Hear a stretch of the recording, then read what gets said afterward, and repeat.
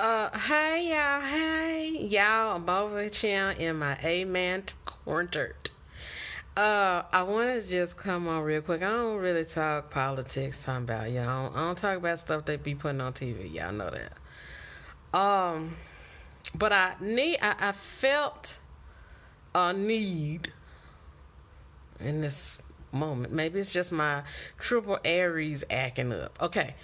Um, I felt the Aries in me felt like it needed to come on channel and talk about this experience that they've been parading around on social media about the lady from in Pakistan. Okay. Now let me just preface it. Okay, for those who don't know, I just returned a couple of months ago. It's been a couple of months. I just returned from Egypt. I was in Egypt for 2 years, a total of 2.5 years. Um, but I was abroad for 4 years exclusively total. So, and that wasn't my first time out of the country, out of the stateside. Okay. So, saying all that to say this, being in the Middle East for an extended amount of time and observing the cultures of the Middle East, because I also lived in Turkey for almost 2.5 years. Um, they don't deal with mental illness in the same conventional way that is done in Western societies, okay? They interact with people on more of a communal perspective, human perspective. So, what we would call a mental health disorder, they deal with it differently. It's not something that they automatically diagnose and automatically medicate uh, and then treat the individual as opposed to curing, the individual.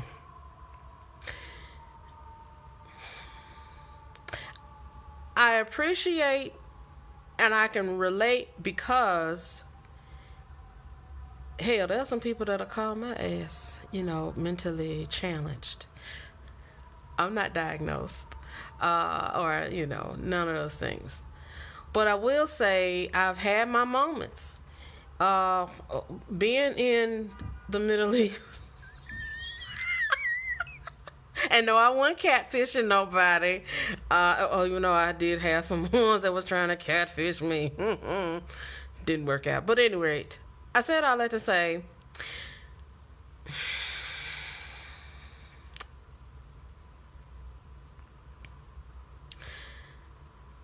I don't know how I want this to really come off, but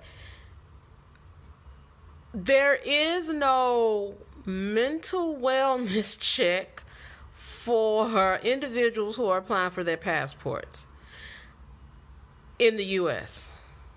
citizens, okay? There's a mental assessment that happens for an individual to ensure that they're not a danger to themselves or others in basic society, let alone in a setting that's in another culture.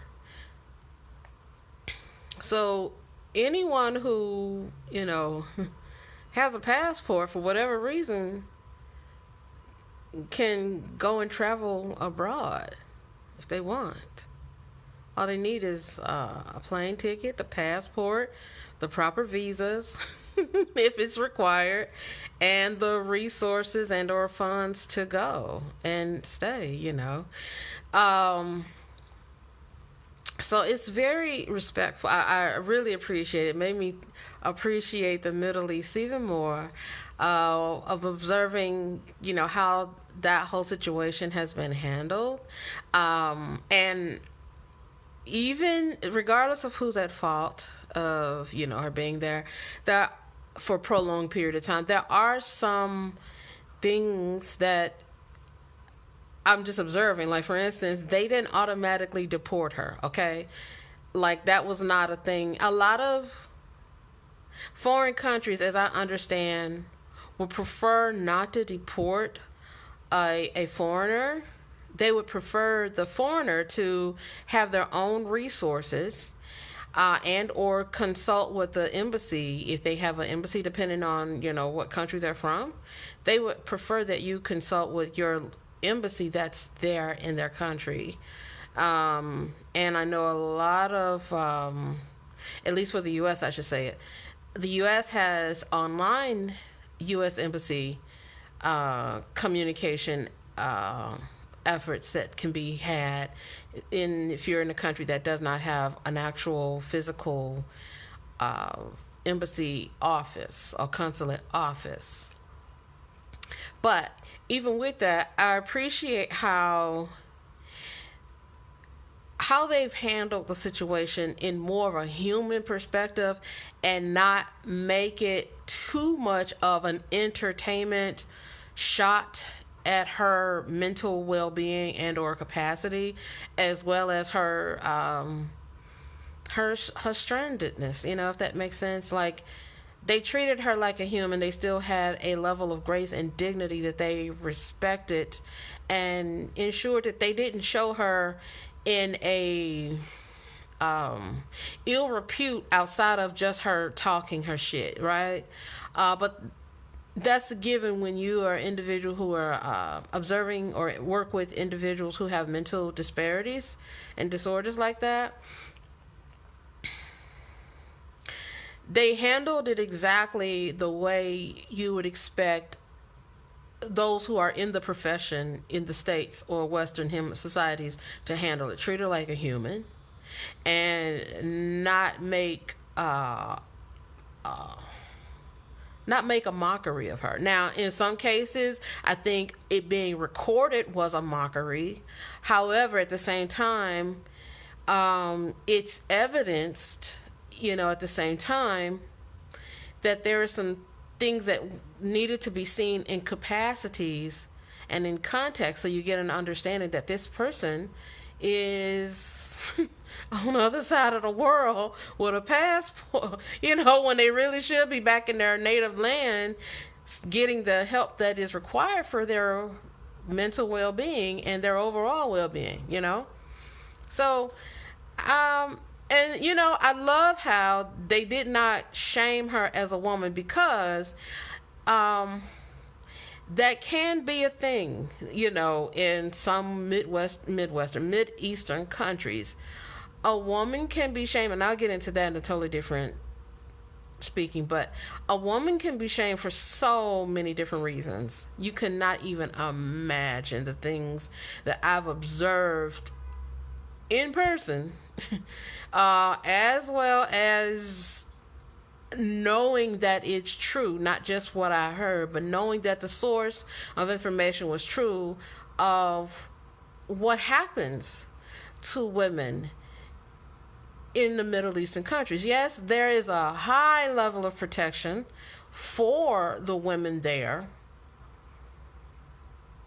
for preservation of society purposes, but then there's also a lot of things that go on that is very detrimental towards women that happens there.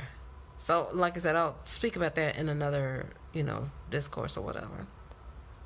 But I just wanted to come on real quick as someone who has, lived and traveled abroad in the Middle East for 4 years. I really appreciate how that situation was handled with dignity, grace, and respect for her person, regardless of the mental capacities or limitations that she may have. And she wasn't made a mockery. The ones who seem to be making more of a mockery of her are the ones in the States and where her home is from. So to that point, I'll say if she has what logic she does have, I can see why she would want to leave the U.S. and go and marry somebody in another country. Even if she was catfishing, I can see the logic behind it, because hell, why not? And, the way that the men in the Middle East, oh God, dude, when I say they know how to lay that Mac on you, for real.